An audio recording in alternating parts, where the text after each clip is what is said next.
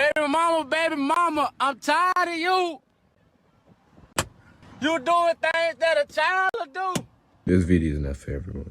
If you're the type who likes the toxic couple fights, you could go ahead and keep scrolling for another one. But if you believe that in relationship, it is worth genuine love instead of fun and games, and keep watching, because I'm going to tell you what to look for in a toxic relationship. We're going to call this guy Jonathan.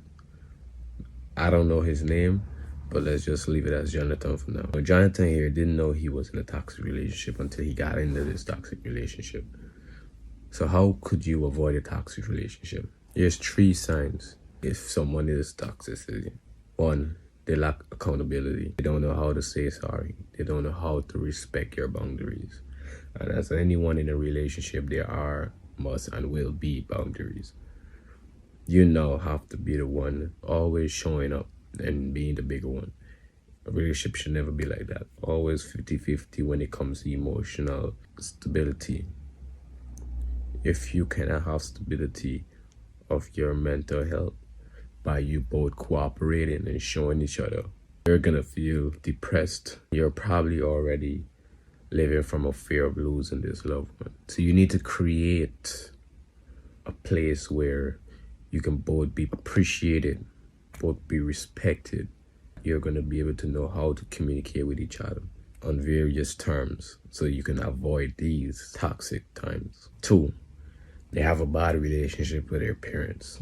Now, if you were a tenant and you were renting apartments and you notice this one guy is always getting kicked out of an apartment every couple weeks, you cannot really blame the tenants at this point, you know?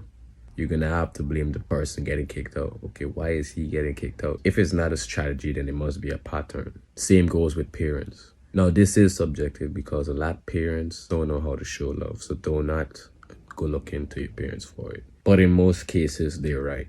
Something my grandmother always used to say. What you practice at home is what you take abroad. If they're acting a certain way outside and their parents are saying the same thing about them and they're not seeing it, then it's definitely them. You need to either do 2 things. Be straight up, be straightforward, let them know what you think the problem is. And if they can't even take, what brings me back to the first point, accountability, they're toxic. 3, they tend to resent you if you can't own up to what they believe. Now, everything falls under your belief structure, how you communicate, what you expect.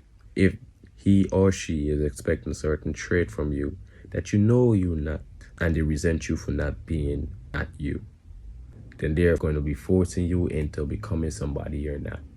And if you do that, you're going to be laying down all boundaries and all mutuality, because if you're genuinely showing yourself out to be this type of person, and they're neglecting to realize that, they're not understanding.